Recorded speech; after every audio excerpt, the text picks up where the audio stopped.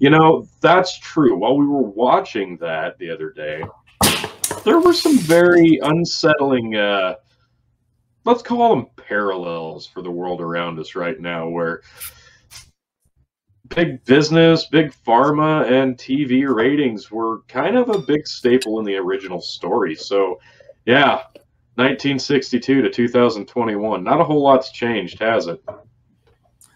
No, and dang it, T. Unfortunately, you weren't zoomed in to see it.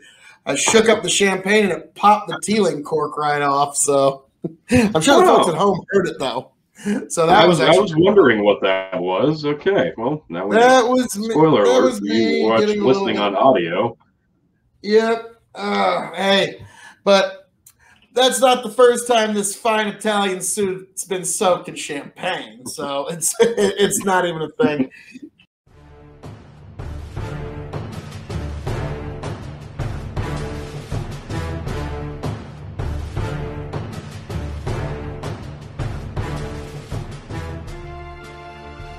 So, folks, on the 25th of this month, I am absolutely stoked for it. The new Godzilla versus King Kong movie is coming out, and it's going to be fucking amazing. I am so looking forward to this. My daughter and I are actually going to go see it the day after it comes out. I'm really excited. And we're going to finally set right the wrongs of 1962 because I am on Team Zilla this time. Godzilla is coming in and he's going to lay the smack down on that Rudy Poo candy-ass jabroni overgrown chimpanzee King Kong and finally show who's the real king of the monsters. So, excuse me. So I am totally stoked for this movie. I am looking forward to it. And yeah, Kong's got his little axe and what have you, but we got Godzilla. He's got the atomic breath. What could you possibly hope to even accomplish against that? But Tony G, you and I actually watched the original the other day, and now we're getting ready for this new one. I'm curious, between King Kong, Godzilla, 2021, I'm wanting your analysis, the fight analysis. Who do you got in this epic battle? What's the strengths, the weaknesses, and why? Real quick, someone says Godzilla rocks, but they need a remake of Gamera the Turtle. Oh, Gamera! Yes. I was hoping he would show up in King of the Monsters. Barney Yanked Up says, oh, Barney and Curious George. That's pretty good, actually. Nice. I did. That was from the meme the other day. The new Godzilla versus Kong looks lit. And it was Barney and Curious George. That was actually pretty good. Godzilla's gonna mess up King Kong. Easy, says Urasam. Okay, so let's talk about this. Who's gonna win? The real. I'm almost expecting a schmaz finish. Those in the wrestling business know that it's a double DQ, double count out, double screw job, whatever. But can you really have a winner in this without setting up another sequel or another rematch in the future? But personally, I think it's pretty simple that Godzilla has to win this, but the classic trope is King Kong's got the brains. He's ingenuitive. He does different things because he's got the monkey brain, the super smarts. He can hide, he can set traps, he can use weapons because he's just smarter than Godzilla. But yes, of course, the atomic breath of Godzilla, you can't even compete with that. Now, in the original, when they fought, the atomic breath was not nearly as devastating to Kong as it should have been. And let's be frank, Kong was given quite a few enhancements that really weren't fair to the classic King Kong character, because the real Godzilla is 3 to 4 times the size of actual King Kong, so they blew him up quite a bit. Plus, they gave him the power of electricity. Exactly, they juiced him with an electrical storm. It wasn't a fair fight. It wasn't true to form. unfortunately, King Kong won that fight. I'm sorry if you're a fan of King Kong, but he did win that fight, and I'm a huge Godzilla fan, and I was so disappointed. That was one of my favorite movies growing up, and that's the one thing that I'm worried about, Tony, because we got our K.O.E, but then there's also the backstage politics. Exactly. This is an American production, and every single American Hollywood anything was inspired by the original King Kong movie. That's what even inspired the original Godzilla, was the King Kong movie. So the folks in Hollywood are, I'm afraid, might favor King Kong a little too much, but at the same time, this entire franchise is the house Godzilla built. Yes. So that's why this is an unstoppable force, immovable object. We're going to see, now again, Godzilla, he's got his unbelievable fire breath, and he's almost as old as our planet Earth. He's like timeless, almost immortal. Kong's been alive for maybe 100 years, if that. And I just don't see how King Kong could possibly pull this out unless there was some schmozzery. And Tony, oh, damn it.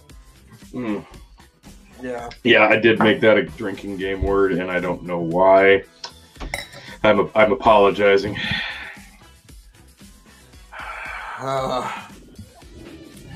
Yeah, I don't think we're going to see, like, if you saw the last King of the Monsters, like, yeah, they definitely kicked up Rodan. Like that, he went from to pretty awesome in that movie. But so, yeah, let's talk about that. Now, I have not, believe it or not, I haven't seen the last two installments of Godzilla because, of course, drink.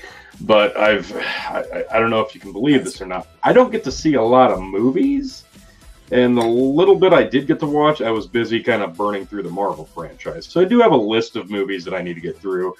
This is one of those series I need to get through quickly because I do want to see this. I've seen the original. I hadn't seen it in a long, long time, but I was familiar with the ending fight scene with Kong, and we did watch the movie again the other day, and I watched the fight scene again for the first time in a couple of years, and I'm of a couple schools of thought on this. So let's talk a little bit about the original real quick. We can, yes. But before we get into, well, I'll get into my super secret surprise in the new movie because we'll get into what we think the finish might be after we. Well, okay. We're talking about this almost like it's a wrestle match. What's the finish? Because let's be frank, this is classical professional wrestling promotion. Unstoppable force, immovable object. You have to pay to see what happens when they finally touch. It's classic. So we'll get into the finish in a bit, but there's a couple things you want to say about the classic T, so let it rip. Well, now I remember specifically when I was a kid, I liked King of the Monsters as well. I enjoyed it, probably not to the extent that you did, but I enjoyed reading the books that we had available in our elementary library about it. And I remember reading a specific book that kind of dove into how they made the movies. It showed some of the behind-the-scenes stuff, how they did the puppets and the costumes, and just the process of making the original movies, and talked about some of the big fights, some of the big epic rivalries that he had with some other monsters. And I remember specifically the Kong movie, and this was published in print in a book that I read several times as a kid. This big idea that there were two different endings to the original movie, and that was that in Japan Godzilla won, and in America King Kong won. That's actually not true. In both movies, both versions of the movie, King Kong does win, and that blew me away the first time I read that, because for 20-some years I was under the impression that there were two alternate versions. Look it up on YouTube. You will not find another alternate version where, again, Godzilla wins. And that is going to be set right when this new movie comes out, because I think the reason that I don't even know, it's not even a Mandela effect, it's just like a weird rumor that got started, is because there was a divided audience. Some people wanted Kong to win. Some people wanted Godzilla to win. So a lot of Americans thought, well, surely in the Japanese version, Godzilla won, right? And so that's where I believe that, I suppose you could even call it a wives' tale, got started. So that was, unfortunately, no, there is no Japanese version. So, all right. I wouldn't mind seeing Godzilla versus Giant Randall from Clerks. Wow. And we got drinking. Salsa shark? What? No. What? No. No. What?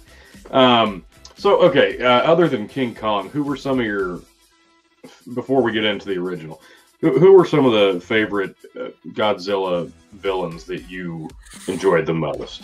Drink. Obviously, King Ghidorah. I even remember a couple of movies where he was called Ghidra. Yes. And let me think here. Rodan was a classic. Also, Gamera and Megadon. I remember there was one that, Gamera and Megadon were like really big. God, I can't remember the one with the hook hands. And they were also the same studio. Toho made a movie I really liked, Clash of the Gargantuans, or I think it was Battle of the Gargantuans. Oh. And it was basically, two kaijus just beating the crap out of each other over a little model town. But I remember just watching it with my dad when I was a kid. And thought it was awesome. So I've always been into kaiju movies when I was a kid. I didn't know that's what they were. To me, they were just, get ready to drink, Godzilla movies. And maybe they didn't have Godzilla in them. I know exactly what you're talking about. I also was a fan of King Ghidorah, the three-headed dragon. Amazing character. Like, that's just visually, that's one of the greatest movie monsters in history. Fight me, I don't care. That thing looks incredible. Obviously, Mechagodzilla. The robot version. Holy crap, that thing's amazing. It's gorgeous. The one with the hook hands that you're thinking of, Gigan. Yes, Gigan. Yeah, and that one was awesome. I owned the VHS 2 movie pack of Mechagodzilla and the Gigan, where Ghidorah also makes an appearance. So those were three of my favorites because I had them on tape. So, yes. Great stuff, and I know I don't want to spoil anything for myself, but I know Ghidorah makes an appearance in the last one, so I'm interested to see what other monsters are incorporated into the Kong movie and what they could potentially be setting up for in the coming films. But yes, this is an American production, so I don't think there's any homerism into who needs to win this fight. I think really it just boils down to, Godzilla needs to win this fucking fight, damn it. Probably. Now, are there any other facts you'd like to get into before we get into the finish? Yeah, I've got this article pulled up. Let's go through this and let's see if any of them are actually true or not. But I figured we might as well, before you and I do any more in-depth talking about the original 1962 version of the film. This is from mentalfloss.com, 11 huge facts about King Kong versus the G-Man, let's call him that. And here you can see the climax of the film. Now, keep in mind, this is classic drink Godzilla in his original form. He looks a badass and always in any iteration he's been in. King Kong, on the other hand, I'm sorry, King Kong looked like shit in this movie. Like, that was a terrible costume. The mask was almost unsettling to look at. Am I wrong? Maybe a little. He looks like a giant turd. He looks like a what? A giant turd. He looks like a monkey with a turd thrown on his face, yes.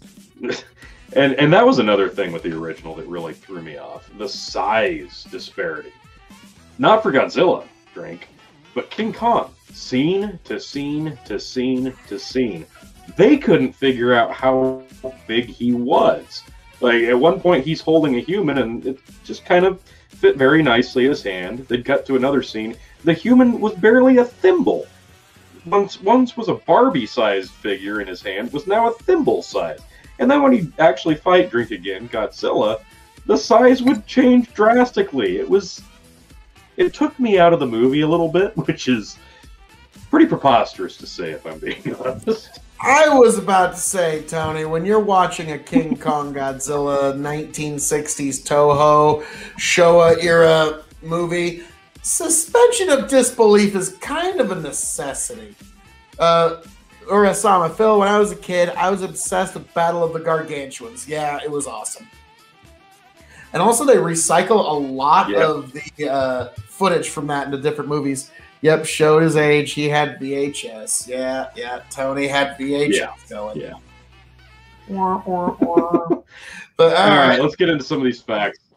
Number one, originally King Kong was supposed to do battle with a Frankenstein monster. I actually remember this one. I think that's true because the original script of the original movie, this version of it anyway, was set up for King Kong to face Frankenstein. But the studio, if I'm not mistaken, before I even read this paragraph, they sold the script or they just kind of shelved it and then repurposed it once the rights to the idea got sold.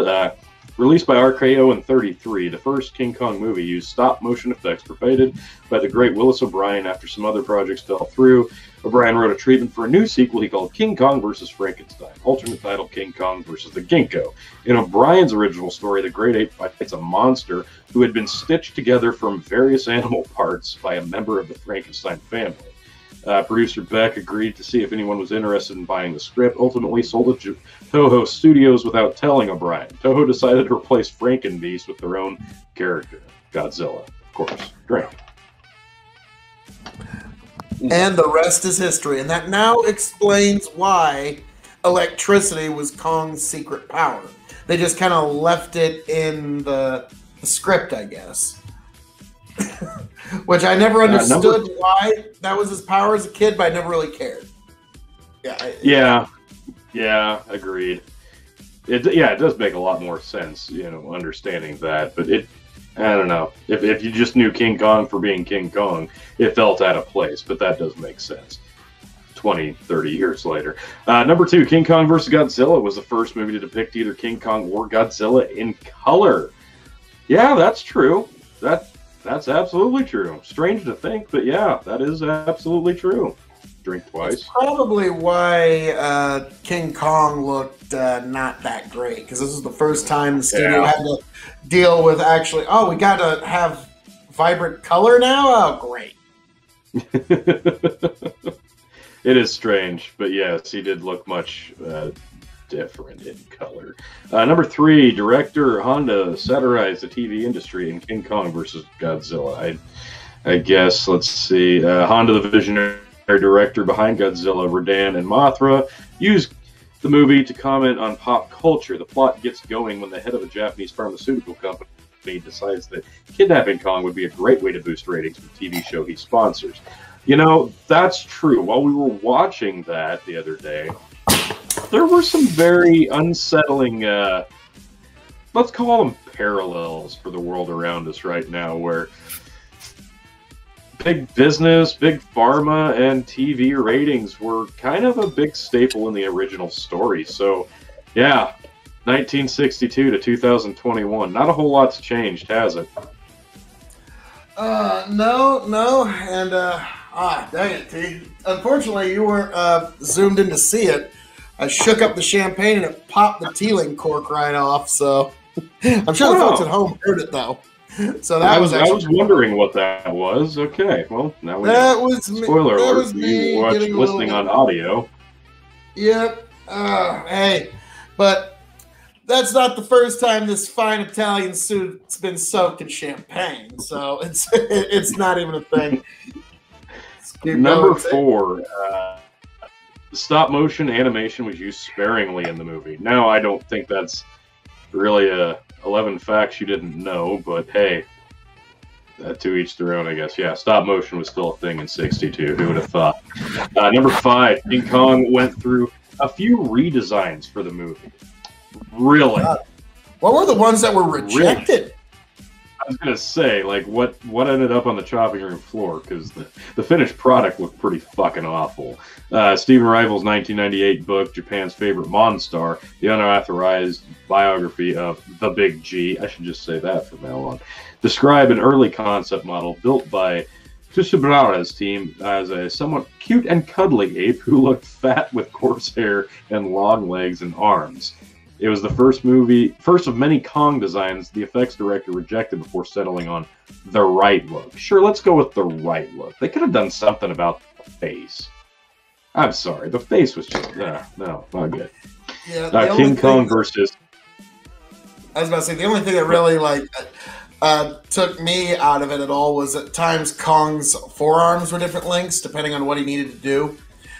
Yeah, that was one of the many things. I don't know. Yeah, the Kong suit just didn't work. I like you. King Kong versus Godzilla, Phil versus Champagne. It's all epic, and you're here to see it, folks. King Kong versus the Big G. Human cast features future Bond girl Mi Hama.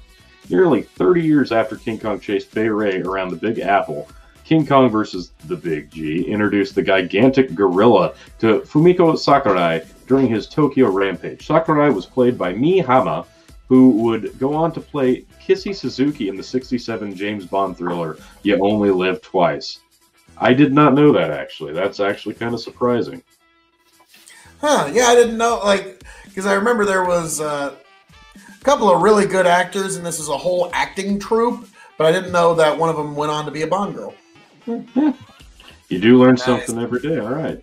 Number 7, the big fight scene was choreographed by the suit actors. Veteran actor Haru Nakajima had been suiting up to play the Big G since 1954. For the climax of the movie, he brought something new to the table: pro wrestling moves. With the co-star Shoichi Hirose, who portrayed Kong, Nakajima choreographed a frantic monster battle, heavily influenced by the sport. I used the elements of pro wrestling as well as the movements of the original Godzilla. Nakajima said, I modified the way he moved, so it was quite difficult. None of the staff, including Mr. Tsubara, knew anything about staging a fight. Well, that actually does make a ton of sense, because if you watch the fight scene, especially Kong's very MMA, gets in the guard, goes for brunt force attacks, striking blows, grappling holds, throwing motions. So it does make a ton of sense. I can absolutely see that.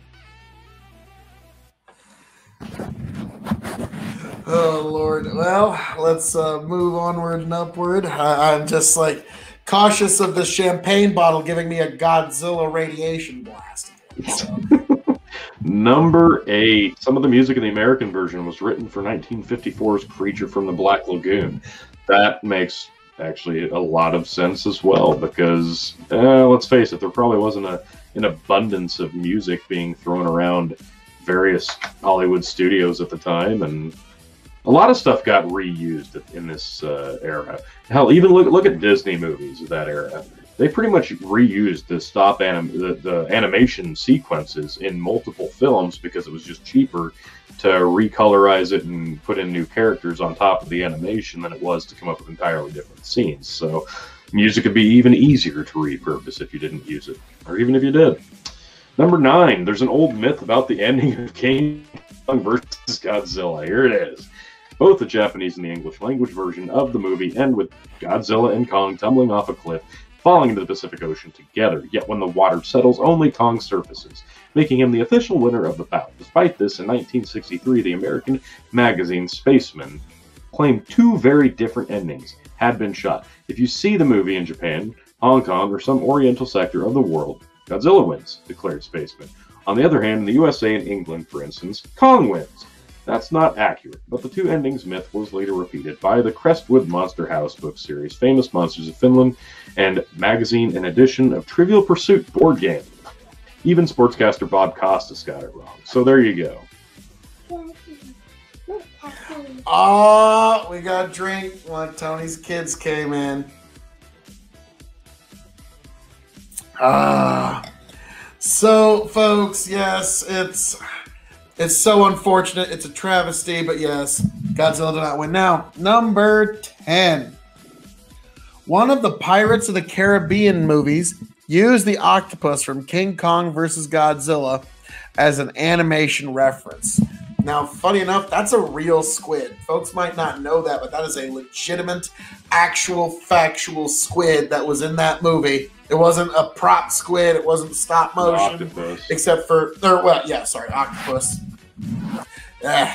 What do I know, right? But it was an actual octopus, and there was no stop motion, no nothing. They used real octopus, and apparently some of the production crew actually ate one of the octopus after the filming was done. So that's lovely.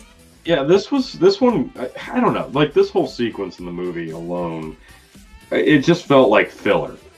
Like, you're there to see the two main monsters, and then all of a sudden a giant octopus shows up and starts trying to attack the local tribe. I don't know. It seemed a little out of place, like they just needed to fill up some more time. So, hey, let's throw a giant octopus. Kong needed a jobber he had to knock down before he goes to wrestle Godzilla. Come on, we both know. I'm shocked they didn't have... If it wasn't for the fact that Godzilla was already well established, they would have given him a jobber to knock down. I guess maybe that was the submarine, but... according to this paragraph, Hal Hickel had his work cut out for him as a computer animation director of Pirates of the Caribbean, Dead Man's Chest. It was his job to make the film's giant kraken look as realistic as possible, both in and out of the water. According to Hickel, King Kong vs. Godzilla had the best reference footage he could find of an octopus crawling around on dry land. Remember the giant cephalad who attacks Kong Island during the movie? In most shots, it was portrayed by a real flesh and blood octopus that Tusibiraya plopped onto a miniature set. So there you have it. And number 11, catch up on one more drink. We're like 5. And another, here we go. King Kong vs. Godzilla was a box office smash, inspiring Toho to make 2 more giant monster crossovers, Mothra vs. Godzilla and Ghidorah, the three-headed monster in 1964. A whopping 32 Japanese Godzilla films have been released altogether as of this writing. To help celebrate the studio's 60th anniversary in 1992, Toho considered remaking King Kong vs. Godzilla, but the rights to Kong were prohibitively expensive. So they did want to do a rematch in the 1990s. Now, can you imagine what that would have looked like, considering in the late 90s... 98 Godzilla was not good. I cannot tell you how crushing it was to see Godzilla get killed with a few military missiles on a bridge when in previous he had taken down entire militaries. It was just crushing. That movie was just it wasn't even. You should have just called it a new monster. It was not even the same one. So no, it wasn't even close. And I'm trying to remember. They did. I caught up on some of the Godzilla lore that I missed, from my youth up until the remake in 1998, and they essentially killed him off in one of the final films made in Japan because of the film happening in 1998 with Matthew Broderick. And yeah, who doesn't love watching Ferris Bueller feed Godzilla fish? I guess. Yeah, that was. And then it basically just turned into Jurassic Park after, a few missiles killed him. Yeah, I remember it was a computer animated movie where they call it, in Japan, they just call him Zilla. They don't even add the god to his name. They just call him Zilla, and literally Godzilla's just face off against Zilla. Godzilla just turns his tail, smashes him, he flies off into a building, blows up, and he's gone forever. And that was actually... I watched that not long after we watched the 62 version, and that was actually hilarious to me. I watched that clip, I'm like, oh, really? They brought Zilla back just to have that epic meeting, and it was just, no, swipe, dead. That's appropriate. Yeah. Now, the one actual matchup I would like to see, there's basically 3 Godzillas. There's the Godzilla Monsterverse, the one that the new movie's coming out of Godzilla Kong, so drink again. Then there is Shin Gojira. I didn't say it. I didn't. Oh, all right. Tony wanted to drink. I said Gojira, the original. I tricked you. That's like the Ace Ventura bit. Chicago. But yes. And then just because it's the tallest Godzilla Earth in the Japanese anime is apparently like over like 300 meters tall. So that pretty much just settles who's the tallest one. But in actual movies, it would be the Monsterverse versus Shin Godzilla. Those are the ones I'd like to see head to head. Yep, I had to. Urasama is insisting that. Oh, yeah. We're both on it. I win. Yay.